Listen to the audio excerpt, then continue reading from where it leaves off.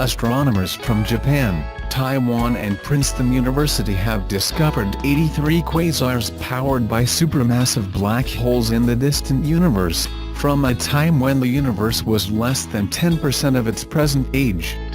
Michael Strauss, a professor of astrophysical sciences at Princeton University who is one of the co-authors of the study, said, "It is remarkable that such massive dense objects were able to form so soon after the Big Bang." Understanding how black holes can form in the early universe, and just how common they are, is a challenge for our cosmological models. This finding increases the number of black holes known at that epoch considerably, and reveals, for the first time, how common they are early in the universe's history. In addition, it provides new insight into the effect of black holes on the physical state of gas in the early universe in its first billion years. The research appears in a series of 5 papers published in the Astrophysical Journal and the publications of the Astronomical Observatory of Japan. Supermassive black holes, found at the centers of galaxies, can be millions or even billions of times more massive than the Sun. While they are prevalent today, it is unclear when they first formed, and how many existed in the distant early universe. A supermassive black hole becomes visible when gas accretes onto it, causing it to shine as a quasar. Previous studies have been sensitive only to the very rare, most luminous quasars, and thus the most massive black holes. The new discoveries probe the population of fainter quasars, powered by black holes with masses comparable to most black holes seen in the present-day universe. The research team used data taken with a cutting-edge instrument, Hyper-SupremeCam, mounted on the Subaru Telescope of the National Astronomical Observatory of Japan, which is located on the summit of Mauna Kea in Hawaii. Hyper-SupremeCam has a gigantic field of view, 1.77 degrees across, or 7 times the area of the full moon, mounted on one of the largest telescopes in the world. The Hyper-SupremeCam team is surveying the sky over the course of 300 nights of telescope time, spread over 5 years. The team selected distant quasar candidates from the sensitive Hyper-SupremeCam survey data. They then carried out an intensive observational campaign to obtain spectra of those candidates, using 3 telescopes: the Subaru Telescope, the Gran Telescopio Canarias on the island of La Palma in the Canaries, Spain, and the Gemini South Telescope in Chile. The survey has revealed 83 previously unknown very distant quasars. Together with 17 quasars already known in the survey region, the researchers found that there is roughly 1 supermassive black hole per cubic gigalight-year. In other words, if you chunk the universe into imaginary cubes that are a billion light-years on a side, each would hold 1 supermassive black hole.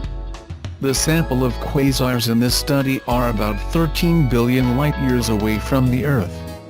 In other words, we are seeing them as they existed 13 billion years ago. As the Big Bang took place 13.8 billion years ago, we are effectively looking back in time, seeing these quasars and supermassive black holes as they appeared only about 800 million years after the creation of the universe. It is widely accepted that the hydrogen in the universe was once neutral, but was reionized, split into its component protons and electrons, around the time when the first generation of stars, galaxies and supermassive black holes were born, in the first few hundred million years after the Big Bang.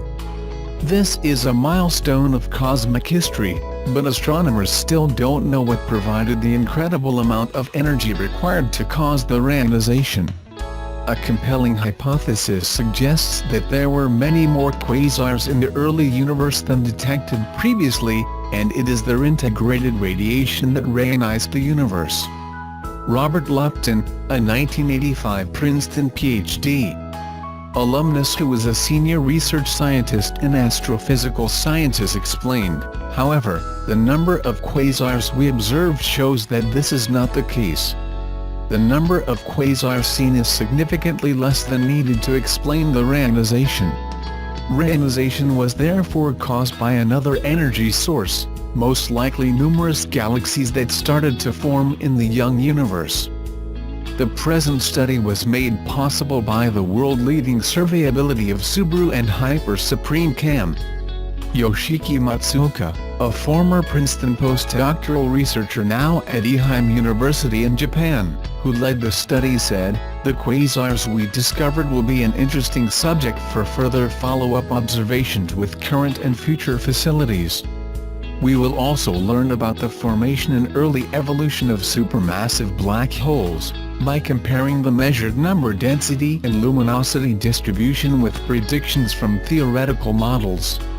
Based on the results achieved so far, the team is looking forward to finding yet more distant black holes and discovering when the first supermassive black hole appeared in the universe.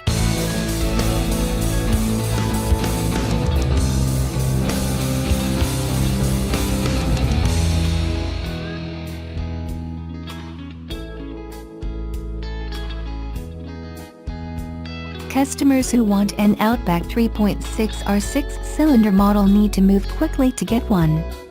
The 2020 Outback is coming later this year, and Subaru Corporation will completely redesign the popular SUV crossover and will likely drop the 3.6R trim forever.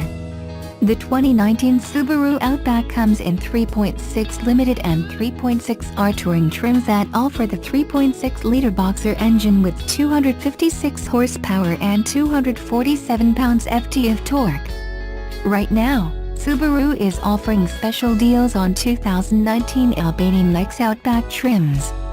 Customers can get 0% APR financing on 2019 Albanian Lex Outback models now through April 1, 2019. Subaru wants to move all remaining Outback SUVs off their dealer lots before the all-new 2020 models arrive later this year. Why you might want to wait? Here's why customers wanting an Outback might want to wait for the 2020 model year. When the new generation Outback arrives this year, it will likely feature a new turbocharged 2.4-liter direct injection 4-cylinder engine replacing the old 6-cylinder Outback 3.6R. Like the Legacy, it will likely be called the Outback XT and use the same Ascensor's turbocharged 2.4-liter 260 horsepower 277 pounds-ft of torque boxer engine. This will outperform the outgoing 3.6-liter boxer engine in power and fuel mileage. The Outback 3.6R gets an EPA estimate of 20/27 city highway mpg and 22 combined mpg.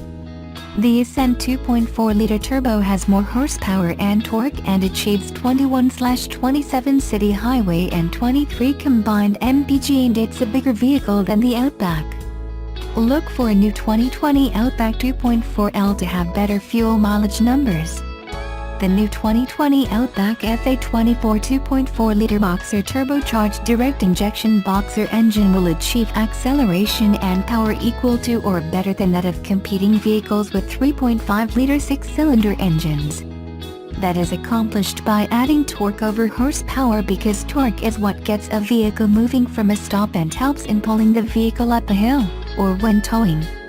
The next generation Subaru Outback will lose the 3.6R trim but gain a new XT 2.4-liter turbo model. Outback will keep its core values, with safety being a strong point with eyesight driver assist standard equipment, and the SUV will keep its go-anywhere attitude with 8.7 inches of ground clearance. All-wheel drive will remain standard on the Outback, and it will retain X mode for off-road adventures. When the all-new 2020 Subaru Outback with the new global platform arrives late this summer, look for the new SUV to be even more popular, with active consumers looking for an all-weather all-wheel drive vehicle.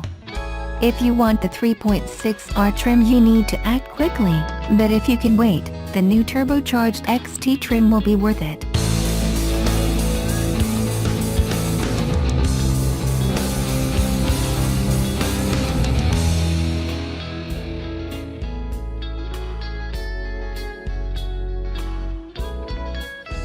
the Subaru Corporation handed over a prototype of its new UHX multi-role medium helicopter to the Japan Ministry of Defense at the company's Utsunomiya plant in Tochigi Prefecture on February 28.